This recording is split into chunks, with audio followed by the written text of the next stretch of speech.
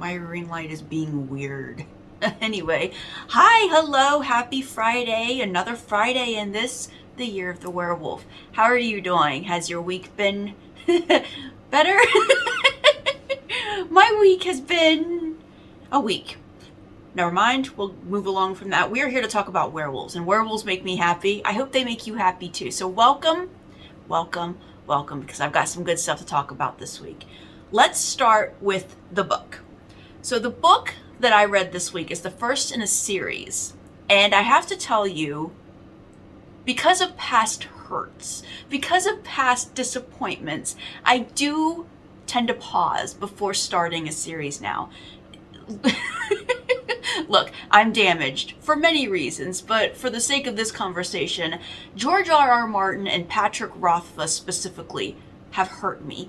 And for whatever reasons they may have, reasons that I am sympathetic to, but reasons for why they can't finish their series. Series that I have put a lot of my time into reading and becoming dedicated to. So when I see that there's a series, the thing is I'm a sucker for a series. That's the problem. And I do have a tendency to go, well, is it finished? Because if it's not finished, I don't want to start it because I don't want to get hurt again. I don't want to wait another 20 years for this to conclude because that's my life. If you understand. But this book is called the White Wolf series. The author's name is Jackson R. Thomas, and the book is called The Beast of Brenton Woods. Make room for it. And let me tell you something. I enjoyed the hell out of this book. This is a novella. It's a shorter book. It's fast-paced. The action starts pretty much immediately. The monster stuff is horrific. There's a lot of gore. The characterization is amazing. I became attached to some of these characters. I became repulsed by others. This is good old-fashioned horror writing at its best. So, son of a bitch, now I've got to get the rest of the series. I hope it's done. If it's not, I know the author, so I can pester them online. But The Beast of Brenton Woods, Jackson R. Thomas, 100% recommend. This is going on the must-read werewolf books list for me, because if you just want to read just a really good action-packed monster book that disturbs, there's imagery in this one that it's new. There are some fresh elements to this, and there are some of the good, tried and true, the old-fashioned ones that are just, they're classic at this point. Not antiquated, but classic. And this book respects the monster, respects the genre, and just shines the light on the best parts of it. 100% recommend. Please check out this book. Of course, it'll be listed down in the description below. Check it out. And as for movies, I'm going to talk about two. One was a rewatch because I hadn't watched it in a long time, but we'll get to that in a minute. I want to talk about the new one first. This was a movie recommended to me by a friend on Twitter. Yes, Twitter. And I wanted to check it out because it's French. Now, I know some people have complicated feelings and complicated relationships with French filmmaking because it is a different aesthetic. It is a different kind of storytelling than what we do here in the States and in Canada. There's a different aim to it sometimes. And for the most part, I enjoy French filmmaking. I don't mind when it gets philosophical and maybe a little gabby. I, however, love French horror. The French do horror and tension and surprising you with how awful things can be extremely well. So this movie that I'm talking about today is called Teddy. And yeah, this was a good movie. It's about, it came out in 2022. Let me double check. Oh, I closed the window. That's great. I think it came out in 2022. I'll correct it down below. And it's about a young man named Teddy and his transformation, his descent. And it's weird because at times this movie is silly. At times this movie is disgusting for various reasons, not just for body gross out reasons, although that is well represented in this movie. And it is at times heavy. The last scene in this movie, and this is something I've found French movies to do, is they take a hard turn to south in the last half hour of the movie, where there's a different feel, and then it makes damn sure it ends on a downer, which, when I'm describing it that way, maybe it sounds like you wouldn't like it, but I think you would. There's a scene in the last maybe 10 minutes of this movie where I got choked up. I'm not a crybaby. If you're someone who weeps easily, please, I'm not making fun of you. I admire people who aren't emotionally stunted and can just be, they can just be in the moment. I try to fight it, but I do sometimes cry. In this one, there's just this very small scene with a lot of big feelings, and it's devastating and it's beautiful. But something else about this movie that's really weird, and it's weird for a monster movie, it's weird for a werewolf movie, is it's kind of subtle. And that's because when we're talking about a full-on monster movie and a werewolf movie where there are so many elements of the horrific going on, we've got body horror, we've got psychological terror of losing oneself, it is usually kind of a balls to the wall kind of subject matter where it has to go big or go home. And this one, it addresses everything, but with a very light touch. And when it comes to the monster itself after transformation, it's not a full drink of monster, but rather a drop on the tongue. And I don't want to give a lot away. Let me just say, I do think this movie is a lower budget. Not super low budget. This isn't a Tubi low budget movie. Although I love Tubi.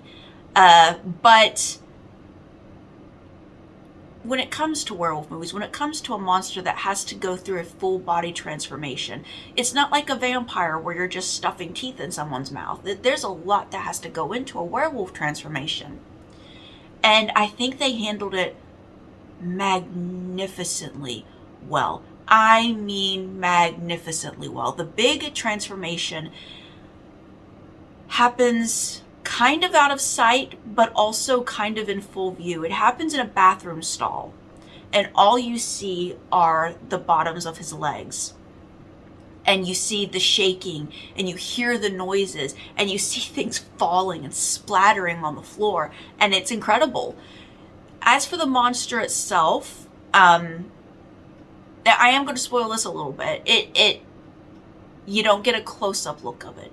You do get a look at it. And the way you get a look at it, it reminded me of an American Werewolf in London, that scene in the subway, the tube, as they would say, where that man is running away from the wolf and he falls on that escalator and he's kind of laying on his back on the escalator and he's watching, and you can just off screen see the werewolf coming into frame, and it's far away and it's not close and it's not detailed.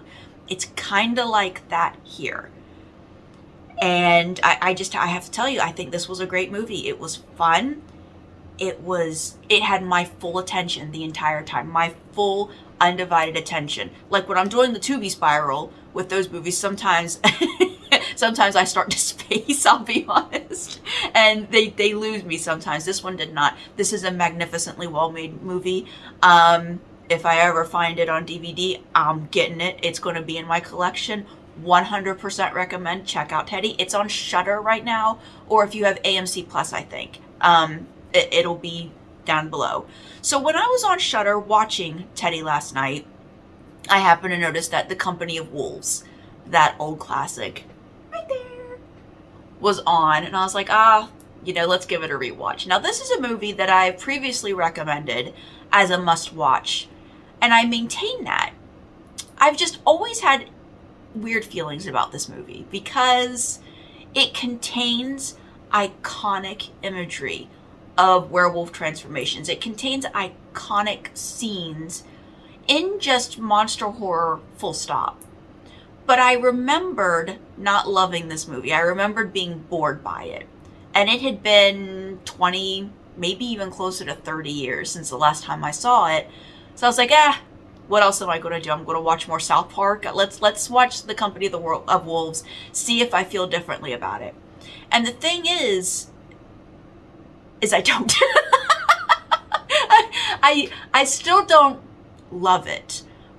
But I did see it with new eyes this time around. And I did like it a little more. Particularly the scene with, I think it's Stephen Ray, when he transforms. Because the really iconic one is the huntsman transforming. You've seen that image of the wolf snout popping out of the man's mouth everywhere. That's the most iconic scene from that movie. But when Stephen Ray transforms, and it's wet, and it's bloody, and it's gory, and it's graphic, I think that one's fantastic. The movie overall was it's like Little Red Riding Hood by way of Lewis Carroll almost, but a little more nasty. If you haven't seen that movie, you should watch it. You should see it at least once so you can be part of certain werewolf conversations, because this is an important movie to that subgenre. It's just not my favorite. I think I've seen it enough in my lifetime at this point. It is a recommend. It's just, I'll understand if you're like, meh. And if you are someone who loves it, I'm sorry I don't agree with you. But that'll be it for this week. I don't know what's going to happen next week. We've got a little bit of a longer book to get through, so fingers crossed I can manage it. And the To Be Spiral will continue next week. We will be back to the crap hole. And unless I absolutely loathe it, we'll talk more. I'm trying to find more, because I think Teddy was kind of... It was marketed a little bit as funny. And I have a different sensibility than a French person, obviously. And I can see how some of those parts would be considered funny. I didn't find the movie funny. I want a serious movie. I want a serious werewolf movie.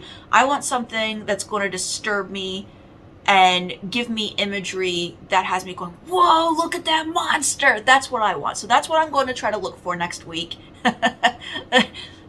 One can hope, okay? So that'll be it. I hope the world is treating you well, and I thank you so much for being here week after week. If you are at all curious about me as a writer, you can always go to summercanon.com. That's SOMERCANON.com.